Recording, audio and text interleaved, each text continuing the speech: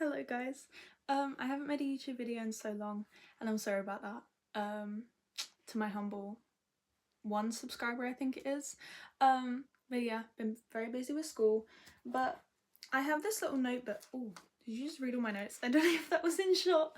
I have this notebook where I write like all my thoughts, probably things that will just be turned into YouTube videos when I can be asked. But it's gotten to the point now where I've been writing this so long, I'm halfway through the book and I haven't made one single YouTube video.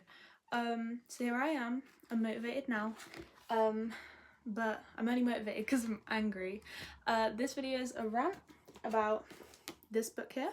It's called Hard Work, Life in Low Pay Britain by Polly Toynbee, I think her last name is. I'm not the type of person that just doesn't research second names and like how to pronounce them respectfully. It's just the only time her name is seen is written because she's a writer, she's a journalist. No one speaks about her like they write about her, you know? So I'm sorry if I said that wrong. But yeah, I'm gonna be talking about this book because I got it English, sorry. I got it last week. Finished it and it was I'm conflicted about it. So it's a book basically about this woman. It's really cool because it's like what people did before social media. So you see videos nowadays where it's like YouTubers like living on $1 for a week, or like turning a penny into a house or whatever. Those type of challenges where it's like social challenges, like you interact with people, you kind of learn about life. This is what they were writing books before they had YouTube. This was written in the 2000s, I think 2002 or 2004. So yeah, no YouTube. And the writer goes on like this challenge to live on minimum wage for like a year, I think.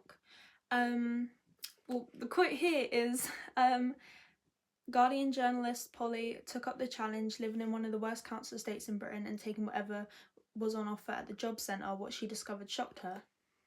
So she did that little challenge, which is interesting. They're really trying to drag it out by saying worst council estates in Britain. Okay. But yeah, so very conflicted about this. I tabbed a book for the first time in a long time. That's when I'm passionate. I'm probably not going to keep this book. Like, my books are very like well organised. Like I keep my favourites and things I would reread or like have sentimental value. But if I don't and it was just a read and it's like, okay, I read it, then I get rid of it. So I don't know what I'm going to do with this because I'm like very passionate about it but in the wrong way, and I've tabbed it. And I don't really want anyone else to read this. But yeah, so I'm going to be talking about it today. Yeah, wait, hold on. Back to where I was going. The tabs represent different things. The pink and the blue, and then there's like two green. Green is where I get passionate, okay? They're like my favourite, or I guess least favourite quotes of the book. But the pink, I wrote it here, is actually taught me something / well written. And then the blue is a reminder of who actually wrote this book. I say that in a way that I acknowledge this book isn't for people like me. It's written by a middle class person for middle class people and upper class people. I'm going to call myself poor because I guess I am, or I'm at least lower working class. And reading this, I know it isn't meant for me, and I kind of gathered that like now, like looking back, like it's teaching you about the working class and the poor people of society. Therefore, if I'm poor, why would I need to read this and learn about it? So yeah, like I know this isn't for me, and like I acknowledge that now. But yeah, so the blue is just like I said, it was a middle class person writing this that came from a lot of privilege. So the blue is like where you can tell it's a middle class person. That I'm not gonna say like this person is very classist. I'm just gonna say she doesn't understand in a way, you know, like understanding what's appropriate to say. It's kind of like there's a word for it. It's not microaggressions, that's like the other word, but it's like where you offend someone without realizing it because you've never been offended in that way, you know? I have to think of the word, I really can't remember it. But yeah, so that's that. We're gonna go through a few of like my not favourite quotes, but like memorable things in the book, well, things that I've tabbed. gonna start with the good, which is the pink. Hold on. It's gonna take me a while to flick through them. I'm trying to not edit my videos because I always film videos, and then when it gets to editing them, I like lose my motivation to do it. So yeah, we're going for the podcast style. But yeah, the pinks, like looking back, I was like, because a lot of the pink is in the beginning of the book when I was like, this is going to be such a great book. But then I realised it's not. So the pink is very much so like, it's okay, but it's kind of like scraping the bare minimum. But I guess this was like revolutionary for the 2000s when there wasn't social media to tell you things all the time. But yeah, the first thing it taught me was one of Labour's, like the political party that's meant to be left-wing and progressive and for the working class, they said their mantra was a hand up, not a hand out, which is basically saying you should work and like do things for yourself rather than ask for help, which is weird because a lot of people don't want to ask for help. It's very much so like, yeah, it's weird, like assuming poor people or working class people will always like beg for help or something and not do it for themselves. Okay, weird. Didn't like that. I thought they were for the working class. And then yeah, also work is the best welfare. Okay. And then it talks about like how poor people are well disguised in society, talking about like all the figures towards that, like clothing, I guess affordability and stuff like that. Yeah. And I liked this thing, 1 in 5 of those people hurrying past in the street each morning is on the way to the job that will pay them less than £6 an hour, less than 240 a week. Just ponder what that does not buy. I thought that was interesting. Obviously it's a product of its time, like £6 an hour is not the wage now, but I'm guessing that was minimum wage or like lower than minimum wage at that time. So I like that. Like, it's interesting to actually put into perspective how many poor working people there are in society.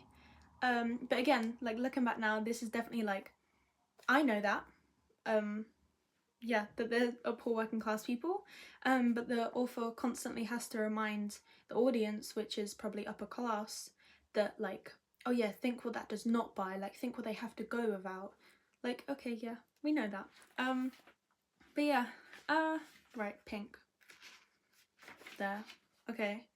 Oh yeah, just talks about it again, like, oh, the biggest group of poor people are the poor working class. This was interesting about job centres. Job centres, it's free to advertise your, like, if you're an employer, I think the word is, like you're looking for people to employ, it's free to put your advertisements in job centres, but it costs money to put them in newspapers.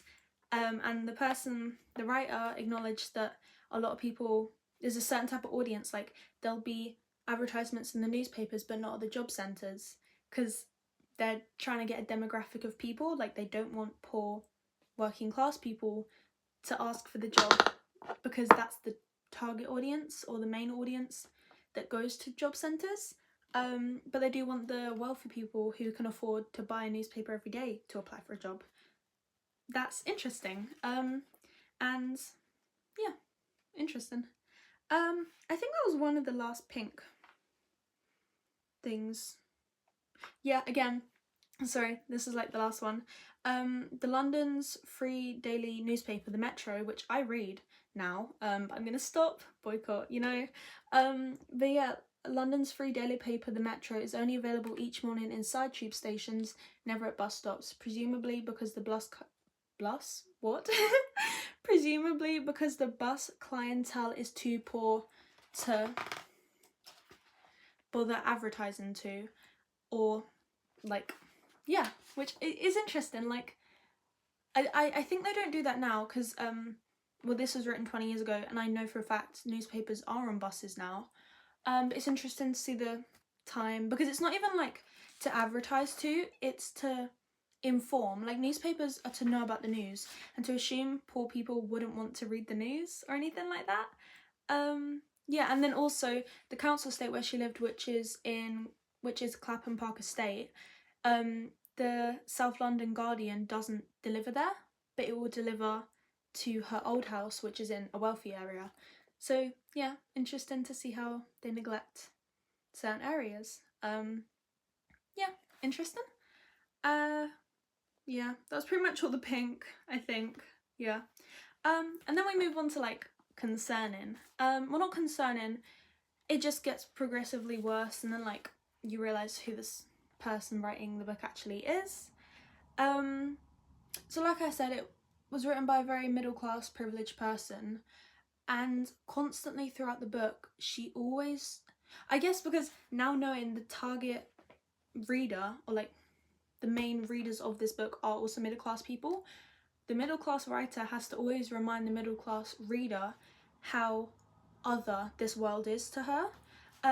So she says here, like, I find it hard to imagine falling so far. And then she talks about, I was born into a rock solid middle class security reaching back as many generations. I don't know. Talks about being middle class and like how living this poor life is like so different to her. Like, okay, we get it. Like, that was the first time she said it. I understand that. You've established who you are, where you came from, and like what this life is for you now. I admire that. No, I don't admire that. I'm just trying to think of kind words. I acknowledge that. That's what I do. And yeah, like she does that quite a lot. Yeah, showed how little I knew about being poor. She talks here about like she got given like 200 or 400 pound from a place because she claims that she was destitute. They gave her some money to like buy a house and furniture. And yeah, she was totaling up all of that score. And then after all that, she was like, oh, I have no money. And then she said, I could imagine the gratitude of the genuinely destitute. Didn't like the wording of that. But then she talks about, now I still need to buy a television, the one truly essential item I could not live without. I would rather sleep on the floor or do without cooking. That I didn't like. If this is an observation of like what working poor lives are like don't talk about, like, it's very weird. Like, sure, if you've come from a privilege. Okay, I think the rich people are trying to silence me. I just got cut off. My iPad shut off completely. And now I'm being spammed by someone. Turn that off. They're trying to silence me. As I was saying, hold on, I need to plug that back in. As I was saying, really didn't like the wording of that. Like, it's just an observation of who this person is. Like, I know, I guess they're joking, in a way, maybe, but I don't think they are. Like, they are actually living this life with like £20 to their name, and they're like, I need a television, I would rather like sleep on the floor. If we're trying to genuinely cosplay as like true working poor people, the majority of working poor people would rather feed their kids and themselves than have a television. And it's just a very privileged thing to say. It's something I can't live without. I'd rather not have a bed. Like, it's just ew. Like, I really didn't like that. And then it gets worse. She said here, which is really just ew. And like, I tabbed it green. This is like the worst quote of the book. It says, this book is about the millions of deserving poor who live surrounded by the antisocial dangers to their children of the dysfunctional few. Working parents fear their children will fall down the social abyss they see around them. That is often what keeps them working 48 hours or more hours a week, although they will never earn enough to escape these surroundings. Okay, my phone. Oh, okay, right. That is a disgusting quote. Deserving poor, even though it's in brackets, the deserving part, but still to even use that in an argument saying that like there are poor people who don't want to live on estates. Like, of course, no one wants to live on an estate where everything looks the same and you're so crammed in with people. Like, of course, no one wants to live that life. But to say deserving poor, surrounded by antisocial, dysfunctional few, like, do you not think those dysfunctional few have just been so failed by the system that they've become antisocial? Like, God forbid they do. Like, they shouldn't Wait, so using the term deserving poor means that the dysfunctional few are like they do deserve to be poor. That's disgusting. I don't like that at all. And then to assume, keep in mind she doesn't actually live this life. She's cosplaying. So to say working parents fear their children will fall down into the social abyss, so that's what keeps them working. I don't think it is. I think they just hope for a better life. Like, they want to afford food, they want to afford luxuries, they want to just live normally. They don't work so they can get out of an estate or like not be surrounded by antisocial people. Like, that's not their priority. They want to feed their kids. And just because your problem, and because it's obviously hers, like, she's thinking about antisocial teenagers, like, just because that's your mindset, that's not everyone else's. Like, my mom, for example, she doesn't work long hours to escape antisocial people. Antisocial people, like, keeps themselves. Well, no, they don't. But, like, it's their life. So what? They have a right to be dysfunctional if they are struggling and poor. Like, who cares? It's just rude to assume a life that you don't live truly. Like, been on a council estate for a few days and all of a sudden she's a philosopher about why poor people are the way they are. It's just gross. Didn't like that at all. That's where I started turning like, oh, this isn't a good book. So yeah. And then she talks about, she goes shopping for the first time and realises, oh, okay, no, I'll get onto this bit in a minute. That bit really annoyed me. Okay, right. So she talks about here,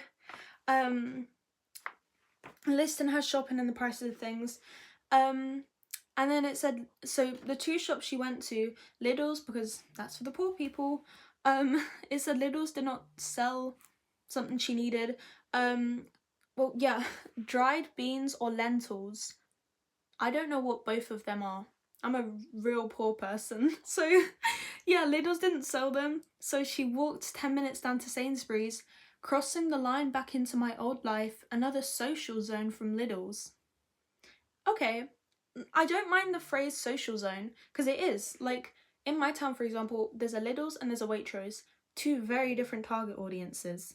So I don't mind her saying that, but it's just like the constant emphasis for like my old life. Like, okay, my phone is really annoying me. This is going, oh my gosh.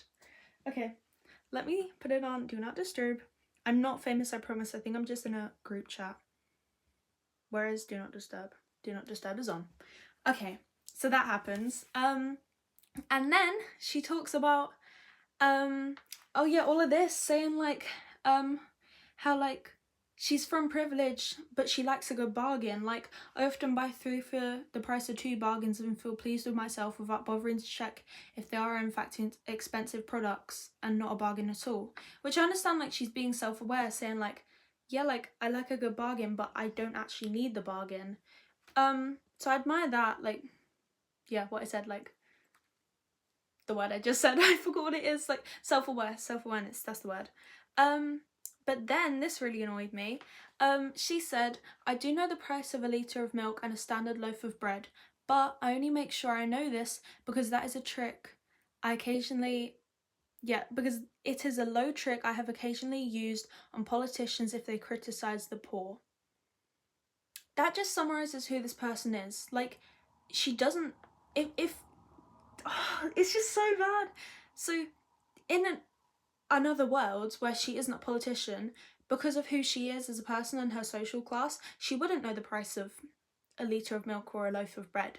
And the only reason she does it is so she can't be criticised for not knowing. Like, she uses it when other people criticise the poor. Okay, didn't like that at all. Moving on. Okay, this. Right, what is this? This, okay.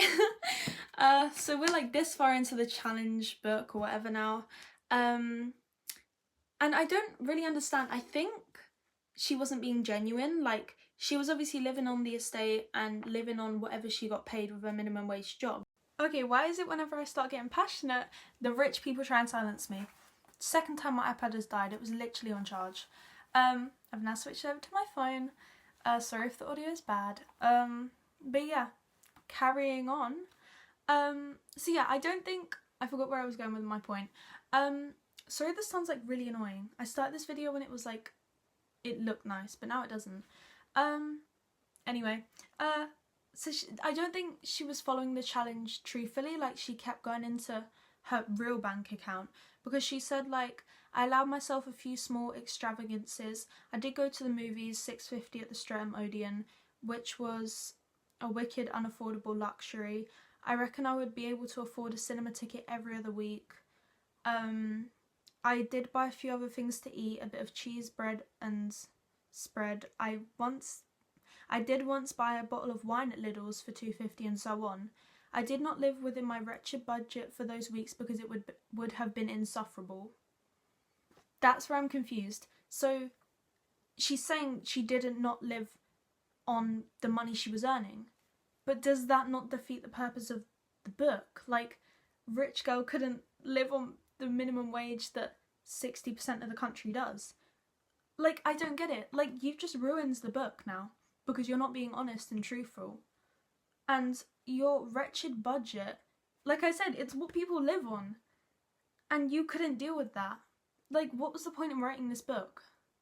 I don't get it. Like, to make yourself seem like a better person. Like, yeah, I lived a year like a poor person, but I didn't actually, because I'm doing it for the book. But yeah, I actually just used my normal money.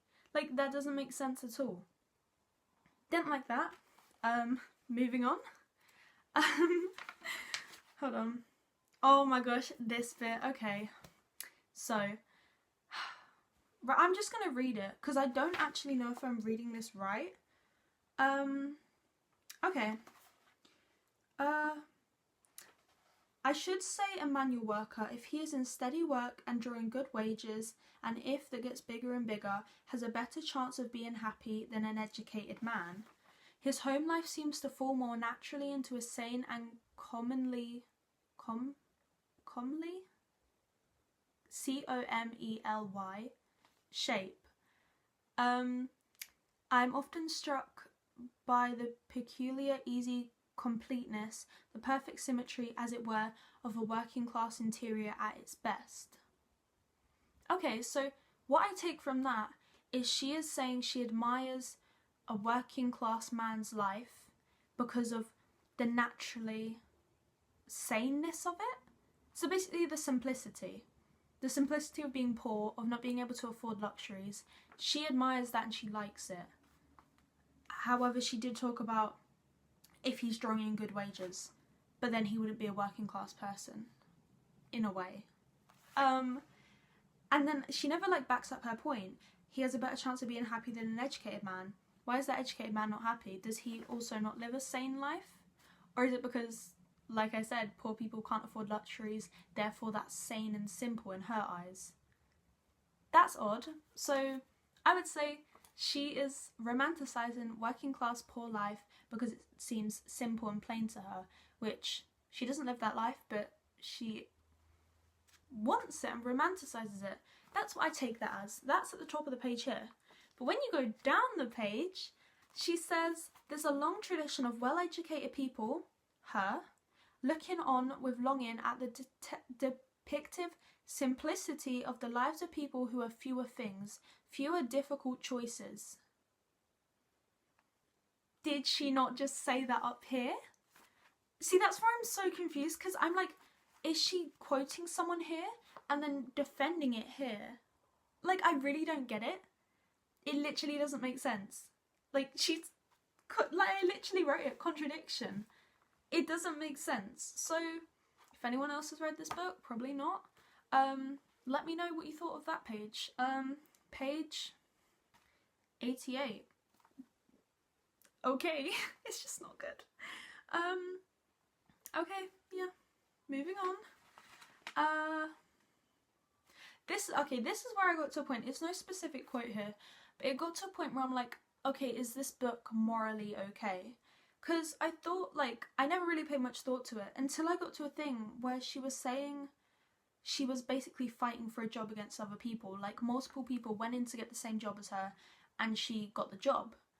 And then I was thinking, at the end of the day, she isn't poor. She doesn't rely on this job. As we now know, she doesn't even live off these wages because she dips back into her old privileged life with a lot of money. So she's taking these jobs from real struggling poor people that might not be able to feed themselves or house themselves because they just lost a job to someone writing a shit book, like talking about how it's like hard it is for the poor. But she's just taken a job right from a poor person, a real poor person, like from under their foot. Like, it doesn't make sense. I don't get it. But yeah. But then she says, but after that I could not face going back there day after day, lacking a plausible enough reason. I don't know how they do it. I don't. Like, it just doesn't make sense. Like, wording in this book doesn't make sense. So I don't like that. Taking, like, being an advocate for poor people, but making poor people's lives harder, just so you can write a book and earn a lot of money from it. Didn't like that. Then, oh my gosh. And then this is what I'm talking about. She can't resist reminding, like, the reader that this is not her life. Like, she needs to other herself because she can't possibly be, like, sympathizing or, like, relating or understanding a real poor person. She talks about, like, because she had to go by, like, a fake name or, like, whatever. She had to make a fake CV because she didn't want people to recognise her name. She talks about trying to get a job somewhere. And then she had to get, like, a social security check or whatever. And then she said, oh, like, I'm scared that I'm not going to get the job. Perhaps my father's name flashed up as an old communist. He was a communist president of the Oxford Union in the 1930s. Writing, although he left after the Hitler-Stalin Pact. Okay, so, sure, just, like, okay, not only are you a Nepo baby, you're a communist Nazi? I'm really confused. Wait, so I think, okay, I'm not gonna throw those words around, but, okay, so he left after the Hitler Pact. Okay, I guess, like, he left because Hitler? Sure, okay, fine, you're not a Nazi. But still, like, she had to remind people, like, oh, my father was the communist president of the Oxford Union. I'm guessing he went to Oxford University. Basically just flaunting her nepotism, in a way.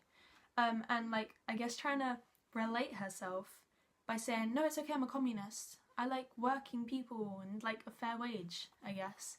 But yeah, just very odd. Wait, that's pretty much it. Okay, well, that just represents how shit of a book this is. That was solid points. This, I don't even know what happened. Like, fair enough, informative in a way. Like, she talked about, like, English? She talked about, like, the job she was working and everything like that. So all the different jobs, everything, great. She worked as a dinner lady, she worked as a cleaner, she worked as a nursery nurse. That was another thing, really annoying. She, like, joined the job and then quit, like, a few days in. Rude.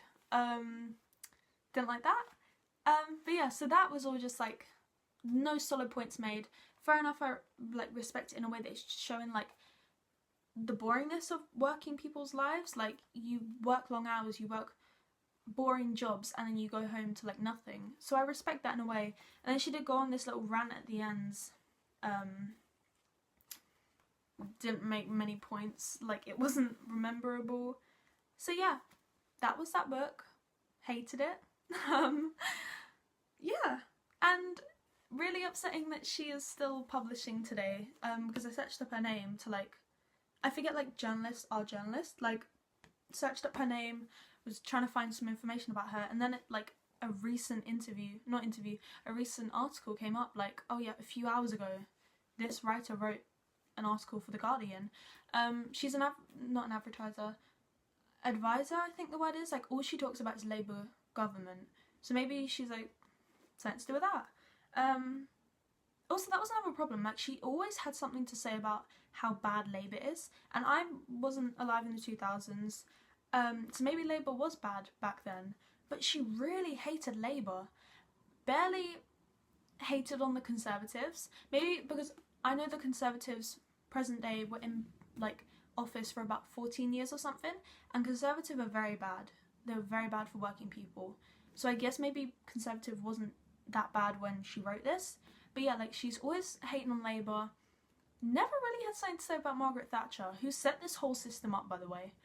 So yeah, a bit weird. There's definitely a political bias within this book. But yeah, that's everything. The lighting's really bad now, I'm sorry. But yeah, that's this book. Very bad. Probably gonna burn it, because I don't want anyone else to read this. Or if I do give it to a charity shop, I'll write a big announcement saying, very classist, don't read. Or read if you want to be informed on how classist middle class people can be. But yeah, that's this book. Hope you enjoyed.